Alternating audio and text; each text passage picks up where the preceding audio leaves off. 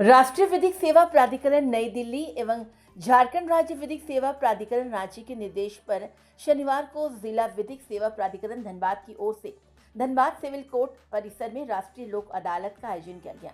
वर्ष 2026 में आयोजित ये दूसरी राष्ट्रीय लोक अदालत थी, जिसमें सिविल स्थित 28 कोर्ट न्यायालय में लंबित मामलों की सुनवाई कर आपसी सुलह के माध्यम से निपटारा किया गया। प्रधान जिला एवं सत्र न्यायाधीश निकेश कुमार सिन्हा ने बताया कि सुबह से ही बड़ी संख्या में लोग अपने मामलों के निपटारे के लिए पहुंचे। लोक अदालत के दौरान करीब 90 करोड़ रुपए से अधिक राशि के मामलों का सेटलमेंट किया गया।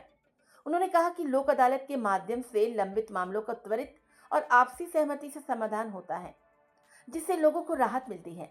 इस दौरान कई बैंकिंग, मोटर दुर्घटना, पारिवारिक बीमा और अन्य लंबित मामलों का निपटारा किया गया। लोक अदालत में सबसे बड़ा सेटलमेंट एक मोटर दुर्घटना मुआवजा मामले में हुआ। पीड़ित के वकील राजेंद्र प्रसाद शर्मा के अनुसार सीआरपीएफ जवान की 12 मई 2022 को बगोदर में सड़क दुर्घटना में मौत हो गई थी। जवान अपने परिवार का एकमात्र कमाने वाला सदस्य था। इस मामले में दायर मुआवजा वाद का निपटारा करते हुए पीड़ित परिवार को ब्याज सहित करीब 1 करोड़ 48 लाख रुपए का मुआवजा दिया गया। मृत जवान की पत्नी प्रिया कुमारी ने कहा कि इस राशि से वो अपने बच्चों और सास ससुर के भविष्य को सुरक्षित करने का प्रयास करेगी। राष्ट्रीय लोक अदालत के सफल आयोजन को लेकर न्यायिक अधिकारियों ने संतोष जताया। राष्ट्रीय लोक अदालत रहा, दूसरा ये राष्ट्रीय लोक अदालत रहा, वहाँ से कितने मामले देखे गए और किस तरह के मामलों का आज निपटारा हुआ? आज ये 2026 का दूसरा नेशनल लोक अदालत है।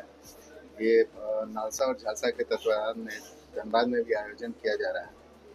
सुबह से अभी तक 90 करोड़ रुपए का सेटलमेंट हुआ है, जिसमें लंबित मामले भी हैं। आपने देखा होगा अभी मोटर व्हीकल एक्सीडेंट में मुआवजा राशि दी गई 2 लाभुकों को, जिनका मामला लोक अदालत में ही सेटल हुआ है।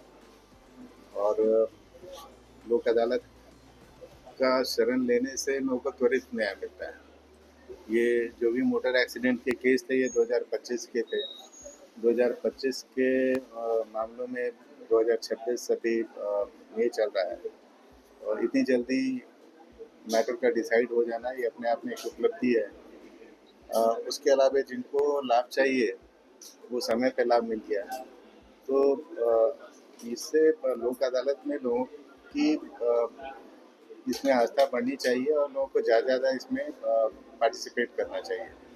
अभी हमारा 90 दिन का जागरूकता कार्यक्रम भी चल रहा है, जिसमें हर जगह रिमोट एरियाज में जाके लोग, हमारे पीएलबीज जो हैं, वो लोगों को जागरूक कर रहे हैं कि आप लोक अदालत के माध्यम से अपने मामलों को समाधान करवाएं। तो मैं उम्मीद करता हूं कि आने वाले दिनों में और ज़्यादा इसमें हमें सफलता मिलेगी और मामलों का निष्पादन तेजी से होगा। सबसे हाईएस्ट अमाउंट सर क्या रहा? आज मुआवजा जो अभी मोटर व्हीकल का था वो 1 करोड़ 14 लाख का था, और जो कि इंटरेस्ट मिला के 1 करोड़ 48 लाख रुपए का है। और इसमें ज़्यादा और कम से कोई ये नहीं रहता है, जिनका जैसा उनकी आय रहती है उससे उसको मल्टीप्लाई करके वो डिसाइड किया जाता है।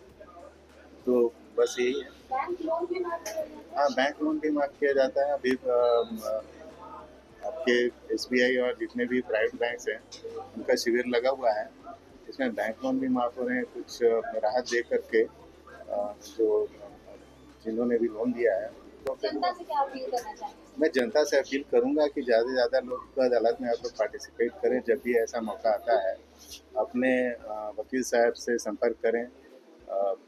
इस लोक अदालत में जब भी होता है तो हमारे जो लॉयर्स हैं इनका भी बहुत सहयोग रहता है। वो अपने क्लाइंट्स को इनकरेज करके लाते हैं, तभी ये सफलता मिलती है। तो जनता जो भी है, अगर चाहते हैं कि उनका समाधान लोक अदालत के माध्यम से हो, तो वो अपने वकील साहब से संपर्क करें और बताएं। यहाँ हमारे डीएलएसए सेक्रेटरी साहब रहते हैं, और ऐसे भी हमारी जो सहायता केंद्र है, जो सहायता नंबर है, टोल फ्री नंबर है, उस पर भी अपना फ़ोन करके ये लोग ये लाभ उठा सकते हैं लोक अदालत। राजेंद्र प्रसाद शर्मा, एडवोकेट धनबाद। क्या कुछ सहायता प्राप्त हुई है? क्या कुछ पूरे जानकारी है? देखिए, इनका पति का मृत्यु सड़क दुर्घटना में दिनांक 12/5/2022 को बगोदर थाना अंतर्गत हुई थी, और इनके पति जो है सीआरपीएफ में कार्यरत थे, और इनका कोई सहारा नहीं था, जो कि हम लोग न्यायालय के शरण में आए।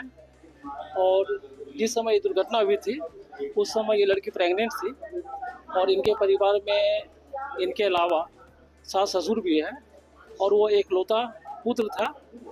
मैंने कहने का तात्पर्य है कि इनका इनकम का जो सोर्स था इनका पति ही था।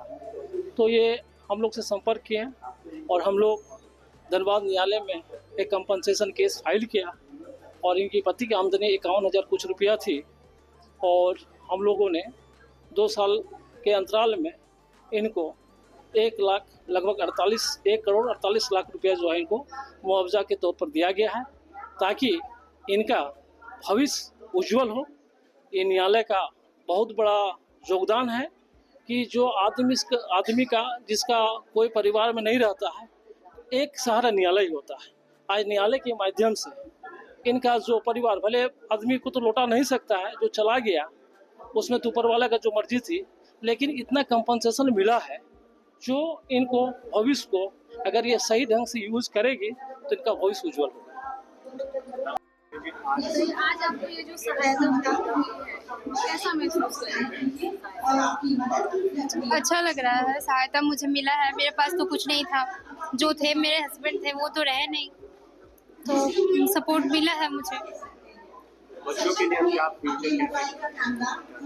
अब जो भी है इसी का है, इसी के बारे में सोचना है। जिस समय घटना हुई थी उस समय बच्ची कितनी बड़ी थी? 6 महीने की थी, पेट में थी। क्या कहना चाहेंगे जो सहायता आपको मिली है आपकी तरफ से इस अदालत में? कितना महत्व रखता है ये सहायता आपके? ये मेरे लिए बहुत महत्व रखता है, क्योंकि इसके सिवाय मेरे पास तो कुछ है नहीं, तो ये तो मेरे लिए इम्पोर्टेंट होगा ही ना।